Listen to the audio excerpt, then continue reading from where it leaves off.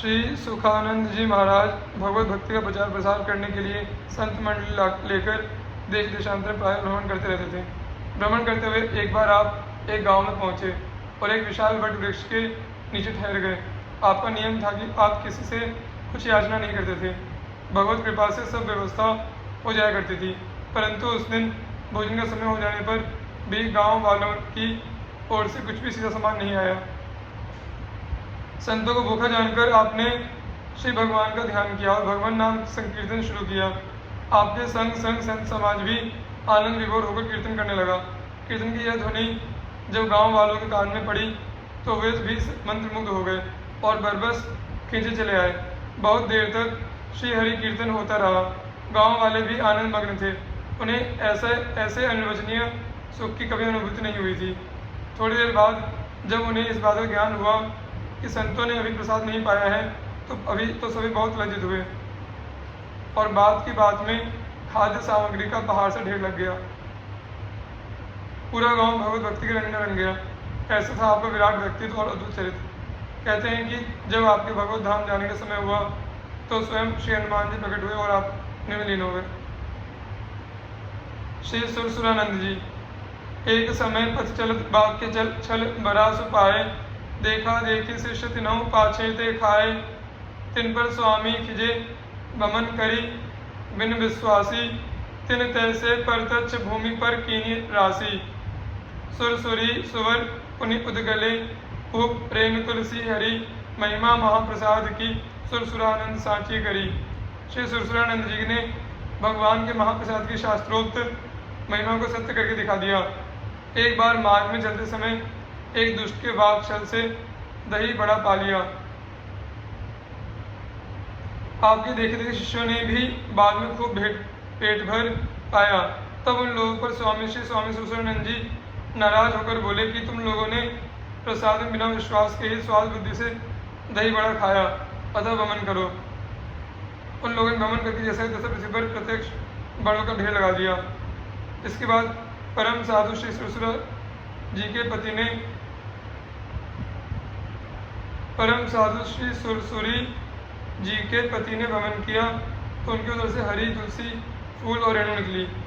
प्रसाद बुद्धि से पाने से उनका उधर का बड़ा उप रेणु तुलसी हरी हो गया था।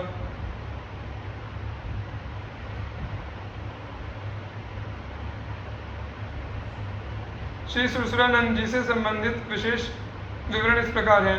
श्री सुरसुरानंद जी श्री रामानंदाचार्य जी महाराज के शिष्य थे। आपका बचपन का नाम भायण कुमार था। आपका जन्म वैशाख कृष्ण नवमी गुरुवार को लखनऊ के समीप परकम नामक ग्राम में हुआ था। आपके पिता का नाम पंडित सुरेश्वर शर्मा और माता का नाम श्रीमती देवी जी था। बचपन से ही आप में भक्ति के संस्कार विद्यमान थे। उपनयन संस्कार के समय जब इनको गायत्री मंत्र की दीक्षा दी गई तो उनके मन में इसके प्रति अद्भुत आकर्षण जग गया और उन्होंने उसी समय गायत्री पुरस्चरण का संकल्प ले लिया।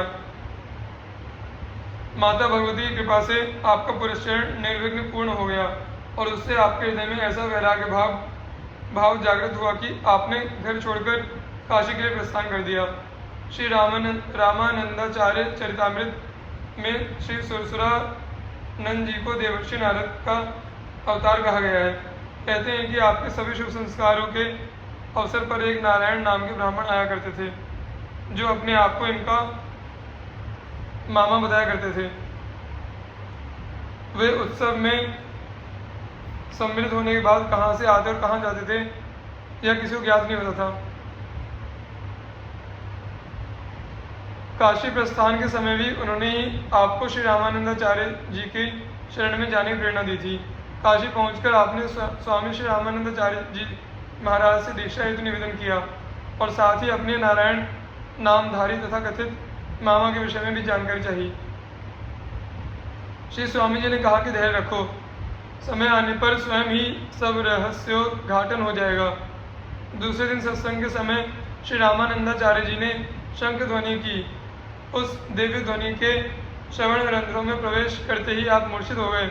उसी अवस्था में आपको अव्यक्त वाणी सुनाई दी कि नारद रूप में माया के वशीभूत होकर तुम विवाह करना चाहते थे, परंतु मैंने तुम्हें विवाह नहीं करने दिया, जिससे क्षुभित होकर तुमने मुझे शाप दे दिया, जिसे चरितार्थ करने के लिए मैंने श्री रामावतार धारण किया।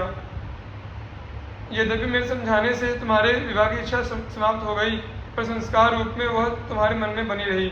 अतः इस जन्म में तुम्हारी यह इच्छा पूरी की जाएगी। अब आपको अपने स्वरूप का बोध हो चुका था, साथ ही नारायण की कृपा एवं नारायण नामधारी अपने मामा के रहस्य का भी उद्घाटन हो चुका था। आपके गांव में ही सुरसरी नाम की मातृ पितृहीना ब्राह्मण बालिका रहती थी। उसने मनसा अपने आप को आपके चरणों में समर्पित कर रखा था।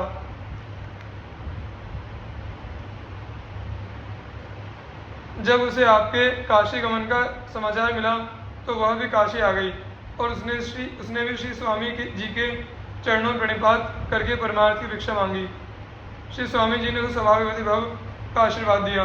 फिर आप दोनों को दीक्षा दी तथा पूर्व स्वरूप का बोध कराया। तत्पश्चात श्री स्वामी जी ने आप दोनों को परिणय सूत्र में निबद्ध कराया और भजन करने का आदेश दिया। आप दोनों श्री आचार्य चरण की आज्ञा और आशीर्वाद ले अपने गांव चले आए और वैदिक विधि से विवाह कर भगवद आराधन और भक्ति भाव में प्रवृत्त हो गए। सुरसरी जी परम सती पतिव्रता नारी थी।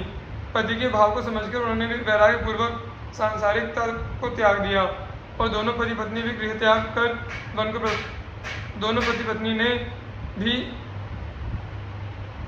कर वन को प्रस्थान किया। कुछ ही दिनों बाद सुरसुरी जी का महाप्रयाण हो गया और श्री सुरसुरानंद जी पुनः आचार्य चरणों की सेवा में काशी आ गए।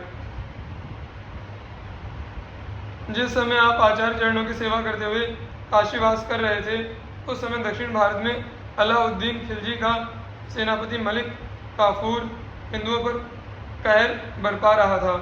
श्री स्वामी जी की आज्ञा से हिंदू तीर्थों की रक्षा के लिए आपने दक्षिण भारत की यात्रा की और अपने सिद्धि बल से मलिक काफूर को स्वप्न में पैगंबर हजरत मोहम्मद साहब से उपदेश दिलाया कि हिंदू और मुसलमान दोनों का खुदा एक ही है, अतः तुम उपद्रव बंद करो और श्री सुरसुरानंद जी जो कहें वही करो।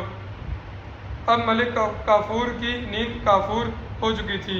वह नंगे पैर दौड़ता श्री सुरसुरानंद जी के पास गया और उनके चरणों में पड़कर अपने अपराध के लिए क्षमा मांगने लगा।